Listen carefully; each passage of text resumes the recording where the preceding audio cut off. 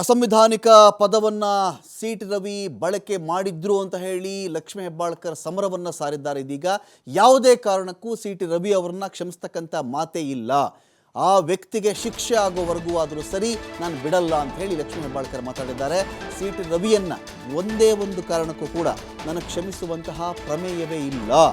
ತಲೆಗೆ ಬ್ಯಾಂಡೇಡ್ ಹಾಕ್ಬಿಟ್ಟಿದ್ದಾರಲ್ಲ, ಏನಾಗಿದೆ ಅವರಿಗೆ? ಎಷ್ಟು ಹೊಲಿಗೆ ಬಿತ್ತಪ್ಪ, ತಲೆ ಸುತ್ತ ಬ್ಯಾಂಡೇಡ್ ಹಾಕೊಂಡಿದ್ದಾರಲ್ಲ, ಎಷ್ಟು ಹೊಲಿಗೆ ಬಿದ್ದಿದೆ ಸಿಟಿ ರವಿ ಅವರಿಗೆ, ಏನಾಗಿತ್ತು ಅಂತ ಬ್ಯಾಂಡೇಡ್ ಹಾಕ್ಕೊಂಡ್ರು. ಇಂತಹ 100 ಸಿಟಿ ರವಿ ಬಂದುಬಿಡಲಿ, ನಾನು ಫೇಸ್ ಮಾಡ್ತೀನಿ, ಎದುರಿಸ್ತೀನಿ. ನಾನು ಪ್ರಧಾನಿ ಮೋದಿ ಅವರಿಗೆ, ರಾಷ್ಟ್ರಪತಿಗಳಿಗೆ ಇದ್ರ ಬಗ್ಗೆ ನಾನು ಪತ್ರ ಬರೀತೀನಿ.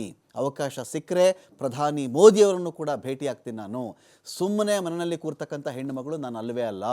ಮಹಿಳಾ ಕುಲದ ಶಾಪ ಸಿಟಿ ರವಿಗೆ ತಟ್ಟದೆ ಬಿಡಲ್ಲ ಅಂಥೇಳಿ ವಾಗ್ದಾಳಿ ಮಾಡಿದ್ದಾರೆ ಲಕ್ಷ್ಮೀ ಹೆಬ್ಬಾಳ್ಕರ್ ಅವರು.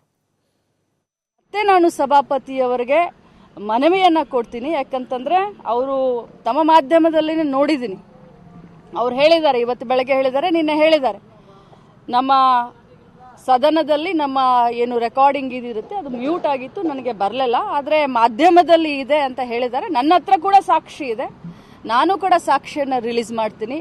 ಯಾವುದೇ ಕಾರಣಕ್ಕೂ ಸಿಟಿ ರವಿ ಅವರನ್ನ ಕ್ಷಮಿಸುವಂಥ ಪ್ರಮೇಯನೇ ಇಲ್ಲ. ನಾನು ಹೋರಾಟ ಮಾಡ್ತೀನಿ.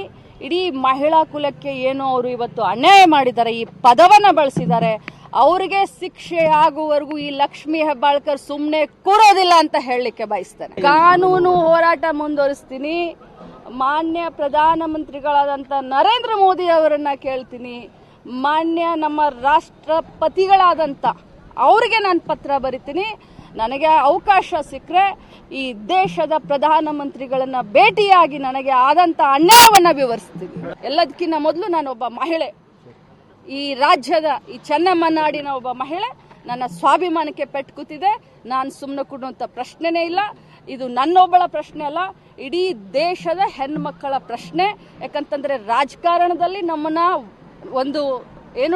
ಹಿಂದಕ್ಕೆ ಸರಿಸಬೇಕು ಅಂತಂದ್ರೆ, ನಮ್ಮ ಆತ್ಮಸ್ಥೈರ್ಯವನ್ನ ಕುಗ್ಗಿಸ್ಬೇಕು ಅಂತಂದ್ರೆ, ಇಂಥ ಗೆಟ್ಟಂಥವ್ರು, ಮಾನ ಮರ್ಯಾದೆ ಇಲ್ಲದಂಥವ್ರು ಇಂಥ ಮಾತನ್ನ ಮಾಡಿ ನಮ್ಮ ಒಂದು ಹೆಜ್ಜೆನ ಹಿಂದೆ ತೆಗೆದುಕೊಳ್ಳೋಕೆ ಪ್ರಯತ್ನ ಪಡ್ತಾರೆ. ನಾವು ಇದಕ್ಕೆ ಹೆದರ್ತೀವಿ, ನಾವಿದ್ರಿಂದ ಮನೆಯಲ್ಲಿ ಕೂತ್ಕೊಳ್ತೀವಿ, ನಾವಿದ್ರಿಂದ ನೊಂದ್ಕೊಳ್ತೀವಿ ಅಂತ ಅದು ನಿಮ್ಮ ಭ್ರಮೆ.